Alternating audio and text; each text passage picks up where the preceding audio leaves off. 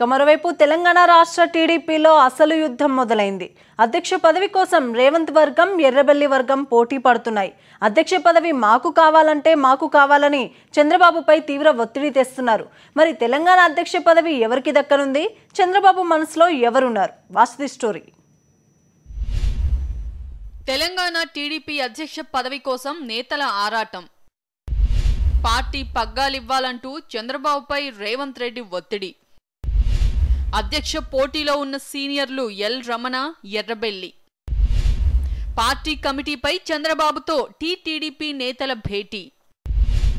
IVRS ద్వారా నిర్ణయం తీసుకుంటానన్న బాబు. వినాయక చవితి రోజే కొత్త అధ్యక్షుడి ప్రకటన అంటున్న తమ్ముళ్ళు. తెలంగాణ తెలుగుదేశంలో ఇంటిపోరు ఎక్కువైంది. నూతన కమిటీలో పదవులపై నేతల మధ్య అంతర్గత పోరు కొనసాగుతోంది. తానే అధ్యక్షున్నంటూ ఇప్పటికే ప్రకటించుకున్న రేవంత్ రెడ్డి ఈ మేరకు పదవి కోసం లాబియింగ్ ముమ్మరం చేశారు. ఫ్లోర్ లీడర్తో పాటు తెలంగాణ పగ్గాలు కూడా తనకే ఇవ్వాలంటూ ఎర్రబెల్లి పట్టుబడుతున్నారు. పార్టీ తెలంగాణ అధ్యక్షుడిగా తననే కొనసాగించాలంటూ ఎల్ రమణ అధినేత చంద్రబాబును కోరుతున్నారు.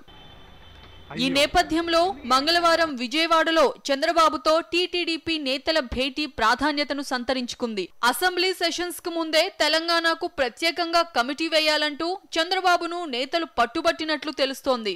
నెల రోజుల్లో 65 మందితో కూడిన టీడీపీ తెలంగాణ కమిటీని ఏర్పాటు చేస్తానని, టీడీపీ జాతీయ కమిటీలో కొందరు తెలంగాణ నేతలకు అవకాశం ఇస్తామంటూ చంద్రబాబు పార్టీ నేతలకు హామీ ఇచ్చారు.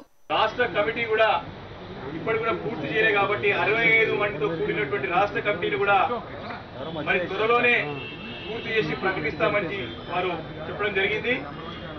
దాంతో పాటు అనుబంధ సంఘాల కమిటీలు కూడా ఏవైతే యాక్టివ్ లేదో వారు కూడా యాక్టివేట్ చేయాల్సిన బాధ్యత కూడా మరి నాయకులు కూడా చెప్పడం జరిగింది. టీడీపీ తెలంగాణ కమిటీ ఆలస్యమైనా పర్వాలేదు కానీ కీలక పదవులను భర్తీ చేయాలని పార్టీ సీనియర్లు చంద్రబాబును కోరారు.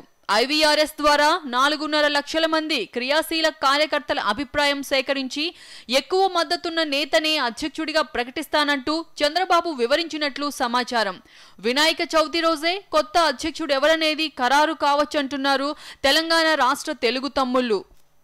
అధ్యక్షుడి ఎంపికలో తనపై విమర్శలు రాకూడదనే చంద్రబాబు ఐవీఆర్ఎస్ విధానాన్ని ఎంచుకున్నట్లు తెలుస్తోంది. కార్యకర్తల అభిప్రాయం మేరకే అంటే మాత్రం అధ్యక్ష పదవి తమ నేత రేవంత్ కే దక్కుతుందని ఆయన వర్గం అంచనా. అయితే ఓటుకు కోట్లు కేసులో రెడ్ హ్యాండెడ్ గా పట్టుబడ్డ రేవంత్ ను అధ్యక్షుడిగా ప్రకటిస్తే పార్టీ ఇమేజ్ దెబ్బతింటుందనేది చంద్రబాబు ఆందోళన అని సీనియర్లు అంటున్నారు. రేవంత్ కు పదవి ఇవ్వకుండా పక్కన పెట్టేందుకే చంద్రబాబు తెలివిగా ఐవీఆర్ఎస్ విధానాన్ని వాడుకుంటున్నారనేది కొందరు పార్టీ సీనియర్ల అభిప్రాయం.